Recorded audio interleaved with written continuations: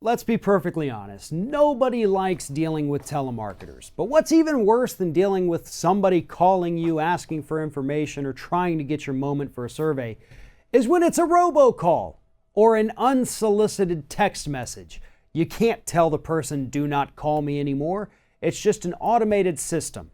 Now, for some people, it's a mild annoyance, but for other people here in this country, they have been dealing with thousands of calls over the span of just a few years, and it has become an absolute nightmare for them. Joining me now to talk a little bit more about what's happening with these robocalls and these unwanted text messages is Scott Hardy from Top Class Actions. Now, Scott, this is an issue you and I have discussed a couple times in the past, and we're seeing it happen more and more now. We've got other companies that are coming under fire for this practice. Specifically, we've got Hertz with the robocalls, and we've got Facebook with the unwanted text messages. Tell us what's happening here.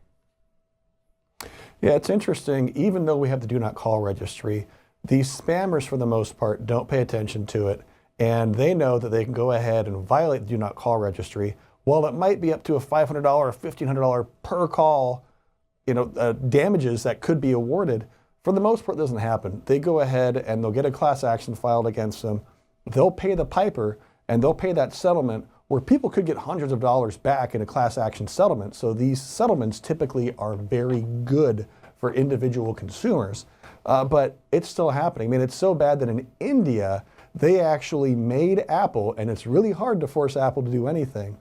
Apple was going to be forced to not be allowed to sell their phones in India unless they approved an app which helped block these scammers from calling people that was developed by the country of India. And Apple just approved this app, so now they will not be shut out of selling phones in India starting in January. But we have the FTC here in the United States, which is also pushing the cell phone carriers to figure out creative solutions to stop spammers. And hopefully we're going to see some more progression on the legislative front in 2019, but so far this year, as anybody will tell you, we're getting more calls than ever, more text messages, more spam phone calls, more robocalls on our cell phones than ever because it's so easy to do it. And Hertz and Facebook both got dinged with this, with Hertz, where you've got someone that their family member had rented a car and they were getting bombarded with phone calls on their phone. And Facebook, the interesting thing about Facebook was they were getting text messages and they never gave Facebook their cell phone number. And with all of the privacy allegations against Facebook and these concerns right now, it's especially shocking when you start getting text messages from Facebook and you never even gave them your phone number. How the heck does that happen? I know they know everything, but come on. Yeah. And so obviously, if you didn't give them your phone number, then you didn't give them permission, and that's what these class actions are about. And in some of the cases, as Top Class Action reported with Facebook, it made them appear as if they were action items. Not just something you could ignore, but that, I have to click on this. I have to, see what Facebook is wanting me to do because I need to make sure everything is okay with my account. They get in there. It was nothing important. It was, a new app, a new ad, a new whatever it was, but, almost masking them in order to get people to click on them a little more. And here's what's also interesting too. We talk about the National Do Not Call Registry. A lot of people don't even know that exists. A lot of companies pretend it doesn't exist. But when sometimes we get the spam text messages, right?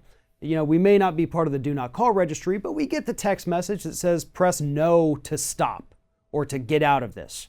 But you do that once, okay, you're out of that one.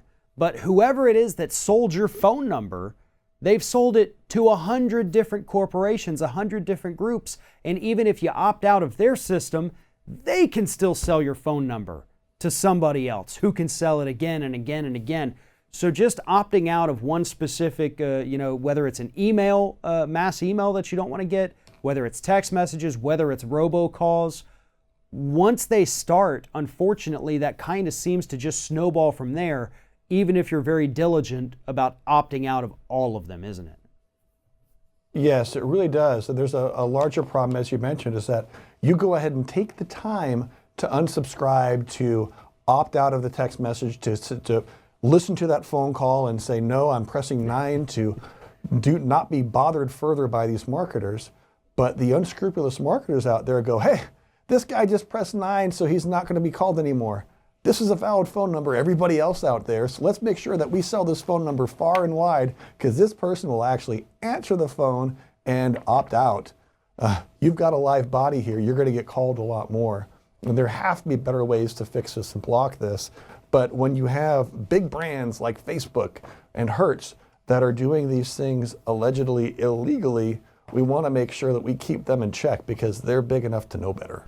Absolutely. And I want everybody watching this to understand, you can follow the links in the description of this video. One for Hertz, there's one for Facebook, but all over Top Class Actions, you can find more information about other class actions involving companies with robocalls and these automated text messages. Please take a moment to go through, see if any of these apply to you, because there could be money sitting out there that you are entitled to. And it's, very simple for you to fill out a form and see if you qualify for this. Do not let these corporations get away with it. It is against the law. What they are doing is illegal in most cases, and you are entitled to this compensation. And that's why groups like Top Class Actions exist, to explain to you in the easiest way possible what to do to hold these corporations accountable and to get the compensation that you are entitled to. So Scott Hardy, again, I always say this, but I mean it every time. I appreciate everything that you and your group do, and thank you very much for taking the time to tell us these stories today. Thanks for speaking with me, Farron. I really appreciate your time too.